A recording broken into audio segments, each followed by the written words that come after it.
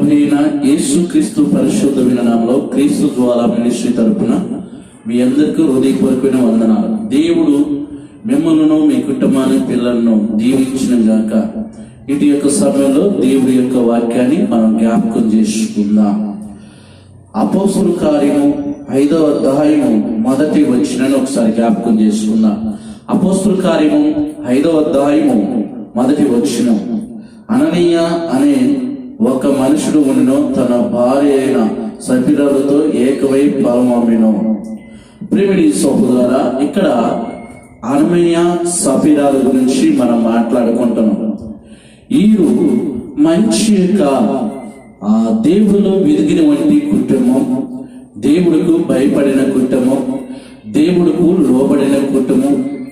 ఇటువంటి కుటుంబం పేతురు గారి యొక్క కాలంలో దేవుడు వాక్యాన్ని ప్రకటిస్తున్న సమయంలో అనేకమైన పట్టణాలకి గ్రామాలకి దేవుడు సువార్తను ప్రకటిస్తున్న పేతురు గారి యొక్క జీవితంలో అనేక మంది ఆనాటి కాలంలో పేతురు గారికి ఎంతగానో సహకరిస్తున్నారు, పేతురు గారికి ఎంతగానో సాయపడుతున్నారు, పేతురు గారికి ఎంతగానో హెల్ప్ చేస్తున్నారు.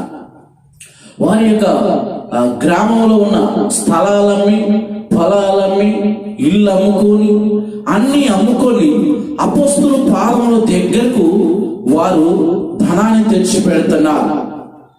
ఎందుకు ఈ ధనాన్ని తెచ్చి పెడుతున్నారు?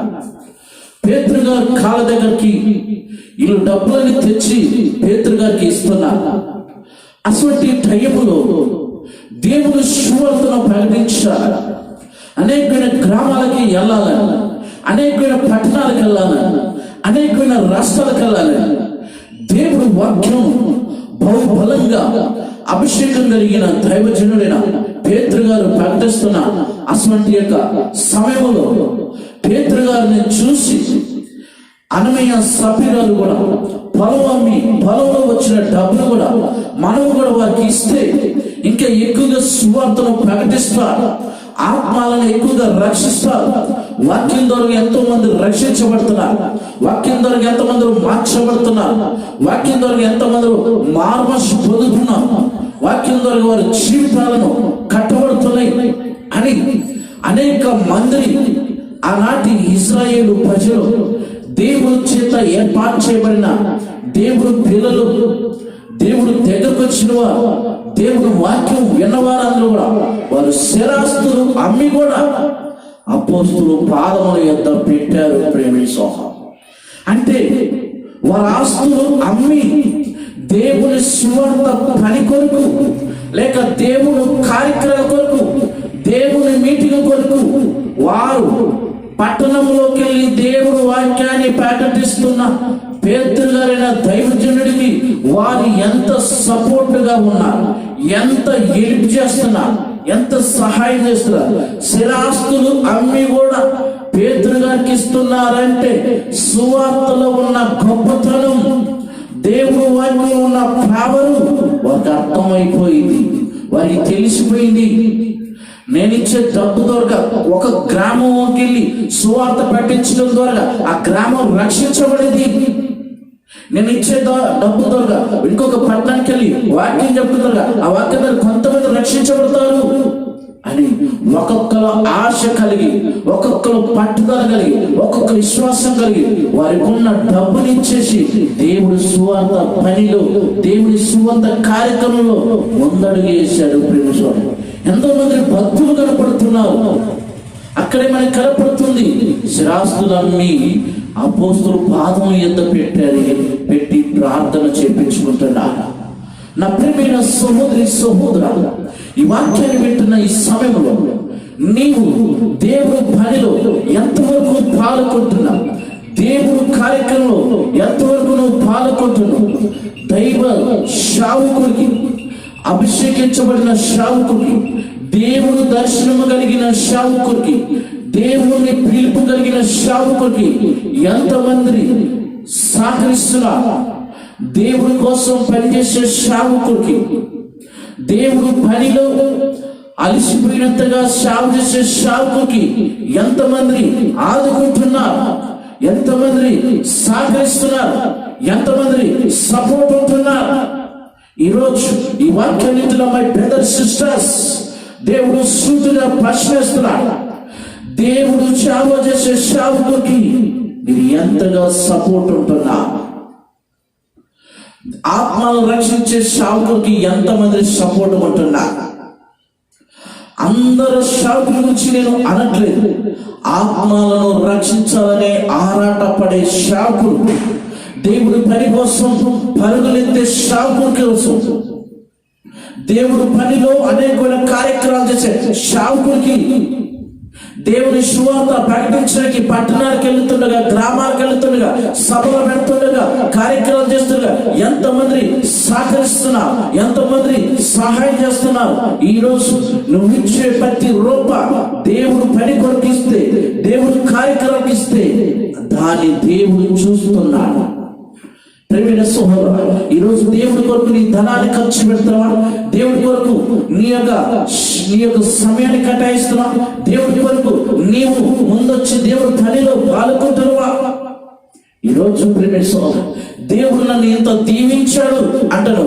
అంత దీవించిన దేవుడుకు నువ్వు ఎంత కొంత దేవుడు పని కొరకు, లేక మీటింగ్ కొరకు, దేవుడు కార్యక్రమం కొరకు, దేవుడి కొరకు నీ సొమ్ము అంటే నీ ధనం ఇవ్వగలుగుతున్నావా? నీ మనసు ఇవ్వగలుగుతున్నావా? నీ సమయం ఇవ్వగలుగుతున్నావా? ఈరోజు సంఘాలలో మైకు పట్టుకొని గొప్ప గొప్పగా సాక్ష్యాలు చెప్పడం కాదండి. నన్ను దేవుడు ఇలా దీవించిండు, దేవుడు నన్ను ఇలా ఆశీర్వదించుడు. ఒకటే హ్యాపీ, వెరీ హ్యాపీ. నువ్వు దీవించబడటం ఇష్టమే దేవుడికి, నువ్వు ఉన్నతమైన స్థానం ఉంటూ దేవుడికి ఇష్టమే. కానీ దేవుడు దీవించి ఇంకా ఆ దీవెనలో కొంచెమైన ఇచ్చి, అయ్యా ఈ డబ్బు ద్వారా ఒక గ్రామం వెళ్ళి సువార్తను పెట్టించు, ఈ డబ్బు ద్వారా ఒక మీటింగ్ పెట్టించు, ఒక డబ్బు ద్వారా పేదవాళ్ళకి మంచి యొక్క వస్త్రాలు కొని, ఈ డబ్బు ద్వారా పేదవాళ్ళకి భోజనం పెట్టి వాక్యాన్ని అందించేయి. ఒక్కలైనా ముందుకొచ్చి చెప్పగలుగుతున్నావా? ఒక్కలైనా ముందుకొచ్చి దేవుడి పనిలో పంచుకుంటున్నావా? ఒక్కలైనా దేవుడి పనిలోను, దేవుడి కార్యక్రమంలోను, దైవ జనుడికి, సంఘానికి సహకరిస్తున్నావురా? ఒకసారి జ్ఞాపకం చేసు.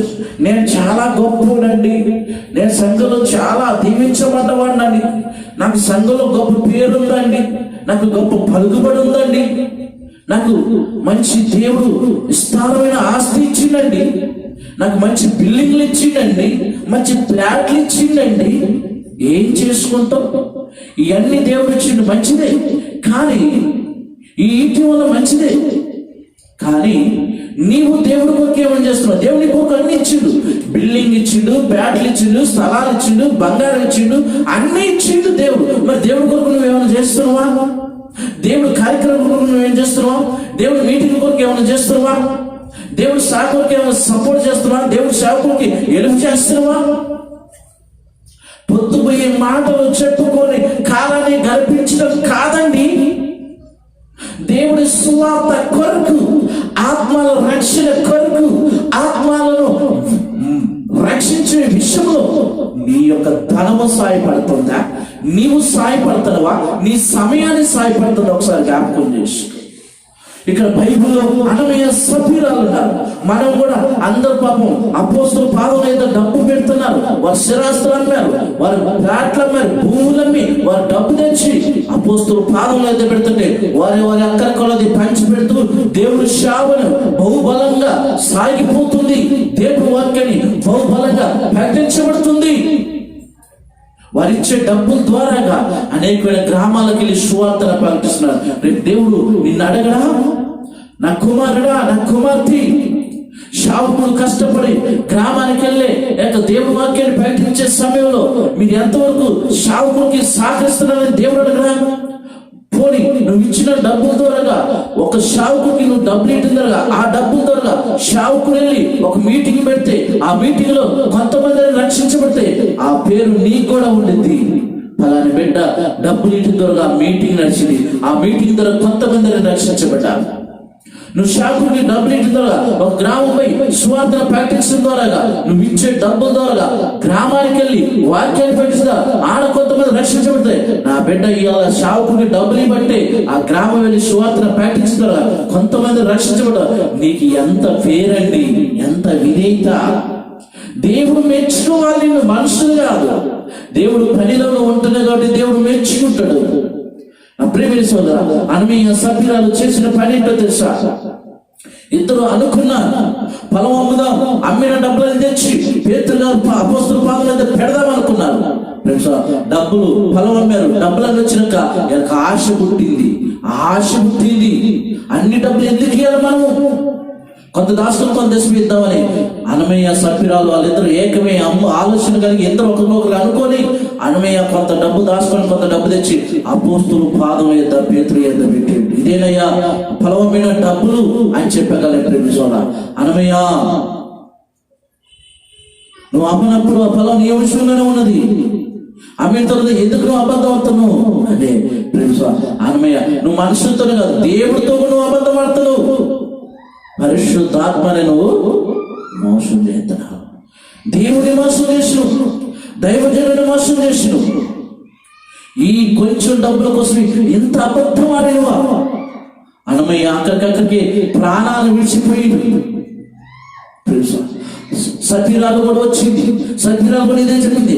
సఫీరాలు చచ్చిపోయింది. అననీయ సఫీరాలు ఇద్దరు చచ్చిపోయాడు. అబద్ధం ఆడవాళ్ళ ఒక చిన్న అబద్ధం అండి. వారిదే పొలం, ఆ పొలం అమ్ముకున్నారు, కొంత డబ్బు దాస్తున్నారు, తిరిగి వచ్చారు. అననీయకి ఈ పేతురు గారికి అబద్ధం చెప్పారు, చచ్చిపోయారు. వెంటనే చచ్చిపోయారు. వెంటనే స్పాట్ డెత్. దేవుడు ఎంత యాక్షన్ తీసుకున్నది సార్ ఆ రోజులో. ఎందుకంటే రాబోతున్న తరాల రాబోతున్న మనుషుల వల్ల కూడా ఇలాగే నటిస్తారు కాబట్టి ఈ యాక్షన్, ఈ వార్నింగ్ వారికి తెలియాలనే దేవుడు తన గ్రంథంలో రాయించిండు. దేవుడు చెప్తున్నాడు. దేవుడు ఈరోజు మనం అనుకుంటాం ఎన్ని అబద్ధాలన్నా ఏంటి, మనం బాగానే ఉన్నాగా, ఇన్ని మోసం చేసినా మనం బాగానే ఉన్నాగా, మనం ఎలా తిన్నా బాగానే ఉన్నాగా అంటే ఆత్మీయంగా నువ్వు ఎప్పుడూ చనిపోయినావు. అది గుర్తుపెట్టుకోండి. ఆత్మీయంగా నువ్వు ఎప్పుడూ చనిపోయినావు. ఒక్కరోజు లెక్క అడుగుతున్నాడు. ప్రేమిని సోదరులారా, దేవుడు ఈరోజు ప్రేమపూర్వకంగా హెచ్చరిస్తున్నాడు. దేవుడు ప్రేమపూర్వకంగా గద్దిస్తున్నాడు. ఏంటి అంటే, నీవు దేవుడు పని కొరకు నీ వంతుగా ఎంతవరకు నువ్వు సహకరిస్తున్నావు? నాకు 4 కార్లు ఉన్నాయండి, నాకు మంచి ఉద్యోగం ఉందండి, నాకు మంచి లైఫ్ ఉందండి, నాకు మంచి పొలాలు ఉన్నాయండి, మంచి ల్యాండ్, నేను మంచి గవర్నమెంట్ జాబ్ అండి, నేను మంచి ప్రైవేట్ జాబ్ అండి, నా పిల్లగారికి నాకు ఏది కొదువు లేదండి, మంచిది ఇవన్నీ. దేవుడు నీకు అన్ని ఇచ్చిండు, మంచిదే.